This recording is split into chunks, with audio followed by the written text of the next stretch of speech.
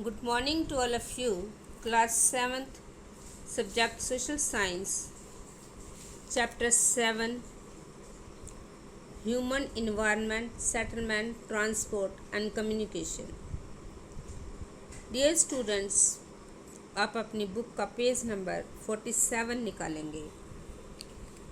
वहाँ से आज हम पढ़ेंगे human environment, settlement, transport and communication कि मानवीय पर्यावरण, बस्तियां, परिवहन एवं संचार।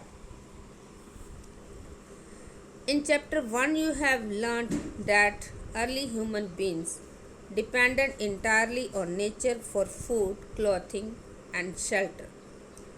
But with time they learned new skills to grow food, build homes and develop better means of transport and communication. In this way they modify the environment where they lived. तो अध्याय 1 में आप पढ़ चुके हैं कि प्रारंभिक मानव भोजन, वस्त्र एवं आवास के लिए पूर्ण रूप से प्रकृति पर निर्भर था, लेकिन समय के साथ उसने नए कौशल विकसित करके खाद्य पदार्थ का उत्पादन, घर बनाने, यातायात एवं संचार के बेहतर साधनों का विकास किया। इस प्रकार उसने अपने आवास के वातावरण को अपने अनुकूल बनाया।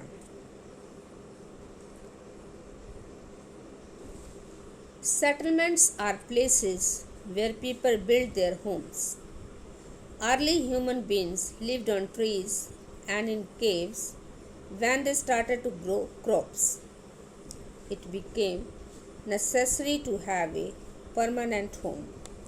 तो बस्तियां वे स्थान हैं जहां लोग अपने लिए घर बनाते हैं। प्रारंभिक मनुष्य वृक्षों एवं गुफाओं में निवास करते थे। जब उन्होंने फसलें उगाना आरंभ किया तो उनके लिए एक जगह स्थायी घर बनाना आवश्यक हो गया।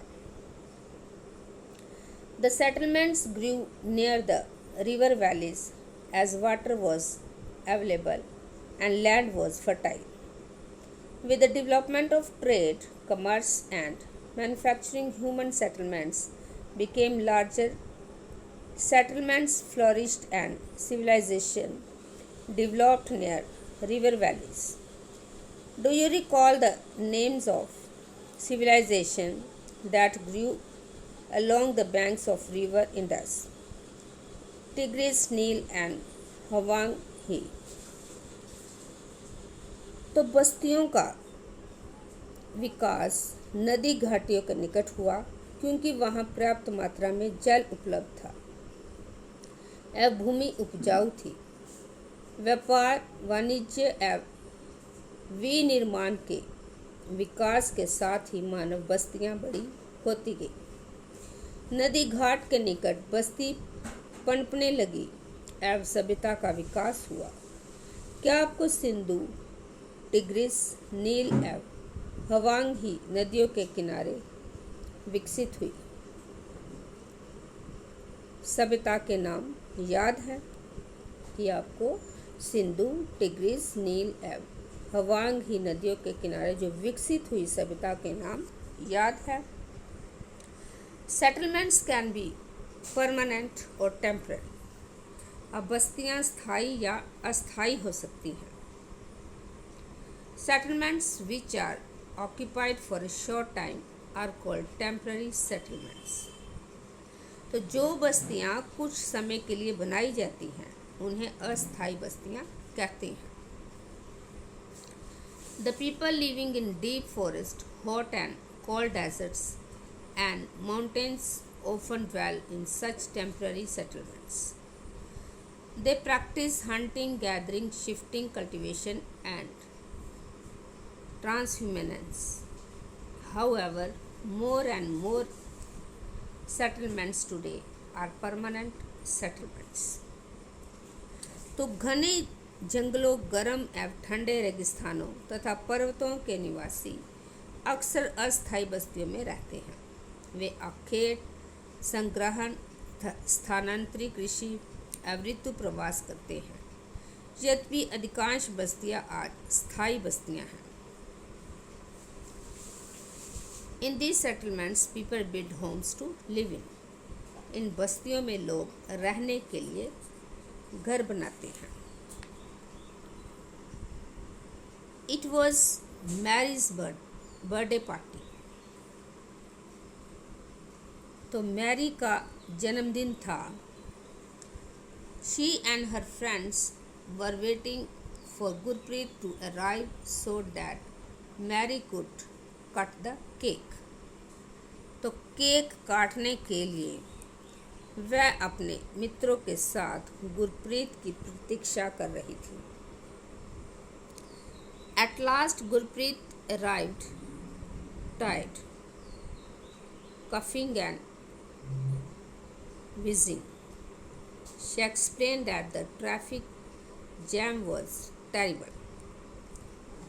तो आखिरकार थकी, खांसती और हांफती हुई गुरप्रीत पहुंची.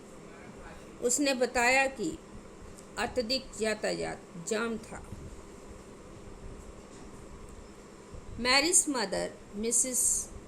Thomas, patted Gurpreet's back and sighed. Of the pollution in our city, Prasad has recently come from his village. He asked, why do we have some traffic jams and such pollution in the cities? The number of vehicles is increasing day by day due to the growing population in the cities. Mary's father, Mr. Thomas, replied. Mary asked, then why are people coming to the cities? Her mother replied, they come looking for jobs, better education, and medical facilities. Mary further inquired, if so many people keep coming to cities, where will all people, slums and squatter settlements, where people stay in congested and unhygienic conditions? Shortage of power and water supplies are common problems in the cities. Prasad said, our village may not have big cinema halls, well-equipped school and good hospitals, but we have lot of open spaces and fresh air to breathe. When my grandfather was sick, we had to rush him to the city hospital. तो मेरी की माँ Mrs Thomas ने गुरप्रीत की पीठ थपथपाई, गहरी सांस भरी. ओह, हमारे शहर में बहुत प्रदूषण है. वो कहती है कि हमारे शहर में बहुत प्रदूषण है. प्रसाद हाल ही में गांव से आया था. उसने पूछा, शहरों में इतना प्रदूषण और यातायात जाम क्यों होता है? शहरों में बढ़ती आबादी के कारण दिन प्रतिदिन वाहनों की संख्या बढ़ती जा रही है. मैरी के पिता मिस्टर थॉमस ने कहा. मैरी ने पूछा, तब लोग शहर क्यों आते हैं? उसकी माँ ने उत्तर दिया, वे यहाँ नौकरी, बेहतर शिक्षा एवं चिकित्सक सुविधाएं की तलाश में आते हैं. मैरी ने फिर पूछा, यदि इतनी अधिक संख्या में लोग शहर में आते रहेंगे तो ये सारे लोग कहाँ जाएंगे और कहाँ रहेंगे? मिस्टर थॉमस ने कहा, यही कारण है कि अत्यधिक संख्या में गंदी बस्तियां एवं अवैध कब्जे वाली बस्तियां दिखाई देती हैं, जहां लोग भीड़ भाड़ एवं अस्वास्थ्यकारी परिस्थितियों में रहते हैं. शहरों में जल एवं विद्युत की कमी एक सामान्य समस्या है. प्रसाद ने कहा, हमारे गांव में बड़े सिनेमाघर, अच्छी सुविधाएं वाले स्कूल एवं अच्छे अस्पताल नहीं हैं, लेकिन हमारे यहाँ बहुत सारी खुली भूमि एवं सांस लेने के लिए ताज़ी हवा मिलती है. जब मेरे दादाजी बीमार थे तो उनको शहर के अस्पताल में लाना पड़ा था. तो डियर स्टूडेंट्स, अब जितना आपने पढ़ा है उसको आप रिवाइज करना. Thank you and have a nice day.